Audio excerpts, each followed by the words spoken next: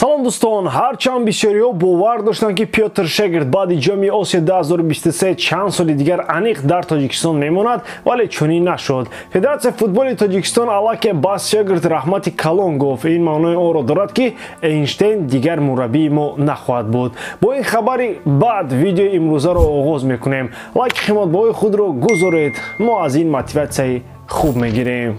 Дӯстон, футболи бошгоҳӣ дар ҷӯшу хуруш аст ва моро то рақобатҳо интизор мебошанд. Лидери Премер-лигаи Англия Ливерпул ба меҳмонӣ Брентфорд меравад. Манчестер Сити баъди 4-4 дар Лондон кӯшиш мекунад дар Этиҳад Челсиро шикаст диҳад. Барселона барои 3 хол гирифтан ба меҳмонӣ Селта меравад. Реал Мадриди мағлубнашаванда қувваи худро бо Райо Великано месанҷад. Чӣ гуна сенсатсияҳо моро дастҳо тайёр карданд. Тамошои рақобатҳоро бо 1x бозам ҷолибтар гардонед. Дар он ҷо регистратсияи осон, пур кардани маблағ аз томи гӯшаву канори дунё, вале аз ҳам муҳим бонус то ҳаҷми $100 дар аввалин пардохт бо промокоди AMG 0777 ссилкаи бозӣ дар комментарияи ин видео. Дар Аврупо бошад аз ПСЖ Мбаппе нарафтаву аллакай давудаи парижиён дар бузур зиёд шуд. Дастаи Алхилайфи тобистон каман дар кам 3 бозингари топ меорад. Читавре мегӯянд аллакай 2 ҳафтаи пеш дар бораи рафтани Мбаппе маълум буд ва онҳо як нақшаи калон ҳам кашидаанд. Нақшаам дар доираи ивазкунии Мбаппе буда худи тобистон ба кор андохта мешавад. Таланти нави баъд аз Мбаппе бояд дар футболи Фаронса аз пай кор шаванд. Яке аз чунинҳо нимҳиматгари слишком дар кори Бернардо Силва мебошад. Португалии чақон аз артиши Пеп бояд ки дар сангари нави шайхон сахт даст ба кор шавад. Нафари дигаре ки бояд ба Париж биёяд, Бруно Гимарайш аз Ньюкасл аст. Брунои бразилиям аз пуристеъдодтаринҳост ва ба гуфти шайхони Париж бояд ки мулкро обод кунад. Дифогари марказии ин даврон ва ояндаи замон Лени Йоро аз Лили фаронсавиён аст. Ӯро ҳам тими Луис Энрике таги чашм кардаву тобистон сари ин кор мекунад. Дифогари дигари марказие ки як вақт ҳама аз пушташ сарсону саргардон буданд, Матиус Де Лигт аз Бавария кризиснок аст. Матиус Де Лигт ҳам нафаре аст ки ба ӯ дар дил худ ҷангу ҷанҷолҳо метавон бовар кард. Вале аз ҳам муҳим барои ПСЖ овардани Рафаэл Ляо мебошад. Ляо чарсучалок аз Милан ки дар Италия қаҳрамонам шух сахт метавонад дар проекти нав хизмат кунад. Аз як тараф овардани ин қадар зиёд бозингарон барои ПСЖ мушкил нест. Аз тарафи дигар бо рафтани Мбаппе кори хазиначиён ҳам сабукам мешавад. Зеро пули бедарду миён ки Мбаппе дар Париж зиёд мегирифт, минбаъд бештар захира мешавад.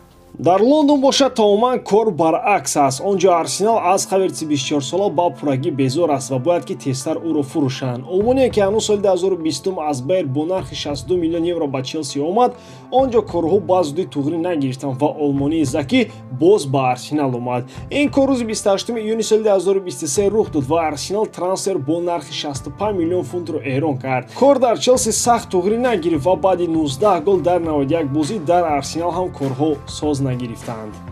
норозигӣ нисбати Хаверц ҳам барои бозӣ ва ҳам барои маош аст, зеро ӯ маоши аз ҳама баландтар дорад. футболбози олмонӣ солона қариб 20 миллион евро кор мекунад. Раисе ки бо нархи 116 миллион евро аз Вест Хэм Юнайтед омад, 15 миллион евро мегирад. Ситораи асосии даста Букайо Сака бошад, 12 миллион евро мегирад. аз ин рӯ бо чунин бозии Хаверц ман ҳам ҷои Сака бошам, нисбати маоши кай сахт хафа мешавам ва ҳам зуд ба хеле дар вуҷуд пайдо шудан мегирад. дар ҳолате ки дигарон аз пайи корам бекорон бошанд, фақат ва фақат гапзанон кунанд. Яке аз чунин бекорхуҷагон Жозе Маурино аст ки ин дафъам хаб накард.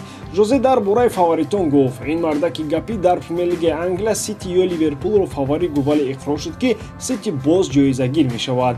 дар Лигаи Чемпионҳо ҳам дар роҳи қаҳрамонӣ номи Сити гирифта шуд ва аз Реал ҳам ном бурда шуд. ин ҷо ба фикри Маурино розӣ нашудан мушкил аст, зеро футболе ки ӯ мефаҳмад барои мо фаҳмидан қин аст. ҳамин тавр Жозе аз миёни Сити ва Ливерпул гуфт ки дастаи Пеп бозам қаҳрамони Англия мешавад. ҳарчанд ки чемпионии Сити барои баъзеҳо нафурад, Пеп умуман парвои инро надорад.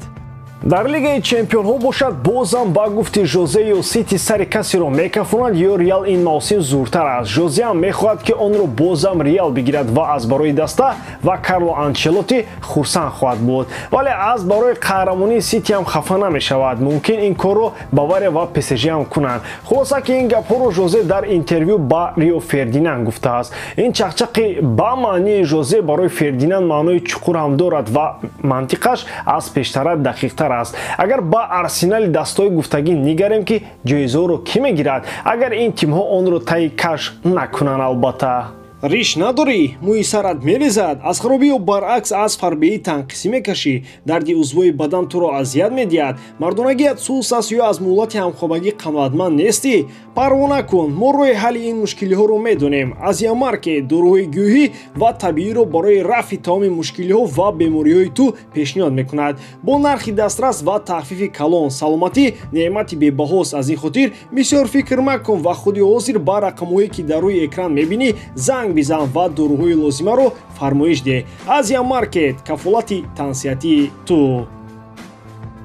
Чӣ тавре Федератсияи футболи Тоҷикистон расман хабар медиҳад, мутахассиси хорватӣ Пётр Шегирд ба далели ба охир расидани муҳлати шаҳрдумон вазифаи сармураббии тими миллии Тоҷикистонро тарк мекунад. Чӣ тавре талбатаринҳо ва одамони футболбезор ҳам медонанд, бо ин мураббии мунтахаби Тоҷикистон дар ҷоми Осиё 2023 дар Қатар то ба марҳилаи чорякниҳоӣ расид. Ин мураббӣ бо тими миллӣ 2 сол кор карду ғайр аз комёбӣ дар Қатар боз як қатор ҷоиза овард. Пётр Шегирд аслан 24 маротиба миллипӯшони моро ба майдон овард, дар 11 бозӣ пирӯз шуд, 7 бор мусовӣ кард ва 6 бори дигар шикаст хӯрдааст. Вале дар ин баробар мунтахаби Тоҷикистон бо Шегирд дар 2 мусобиқаи байналмилалӣ пирӯз шуд. Соли 2022 дар мусобиқаи Kings Cup 2022 дар Таиланд ва соли 2023 дар ҷоми Мердека дар Малайзия. Чӣ тавре сомонаи расмии Федератсияи футболи Тоҷикистон эълон кардааст, номи сармураббии нави тими миллии Тоҷикистон рӯзои наздик эълон хоҳад шуд. Ҳамчунин бо рафтани Шегирд оркестри пурқуввате ки фақат ва фақат суруди Тоҷикистон ба пешро замзама мекард, барҳам мехӯрад. Дар бораи рафтани мутахассиси хорватӣ бошад, ду версияро метавон фикр кард. Ё ин мардак варианти нави ҷои кор мумкин дар Эрон ёфта бошад, ё маоши калонтар талаб кардаву ҷавоби рад гирифтааст. Ивазкунандаи ӯ аз рӯи фарзияи мо шояд Черевченко шавад ё Томан касе дигар. Муҳим он аст ки агар корномаи Эйнштейнро бори дигар такрор кунам, олам гулистон мешавад. Дар баробари тими мунтахаб ҳамчунин базаи асосии он ҳам баъди рафтани штаби Черевченко мураббӣ надорад. Истиқлол ҳам дар бозор мураббӣ меҷӯяд ва рӯзои наздик бояд ки касеро муаррифӣ кунад. Даромади гап сайти чемпионат Азияи Ӯзбекистон овоза кард ки Александр Кержаков ба Душанбе меояд, вале ин ҳам ба зудӣ рад карда шуд. Бояд илова намуд ки Александр Кержаков дастаи ҷавонони то 17 солаи Россия, Том Нижний Новгород ва Кармиотиси Юнонро тамрин додааст. Мураббии собиқи тими сербии Спартак Спортиса агар ба Душанбе меомад, мумкин гапу кор тамоман дигар мешуд, вале намеояд.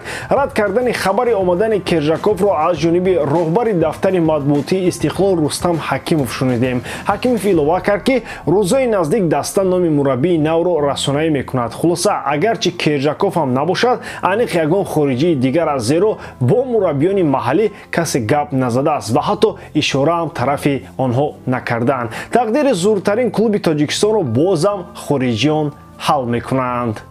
ба ҳамин тамом воридам ки эҷодкории ман ба шумо писанд меояд. лайк, комментария ва дар канал обуна шуданро аз ёд набароред. бо шумо мисли ҳар вақта Муҳаммад Гаиров. хай бародарон, дар паноҳи Аллоҳ.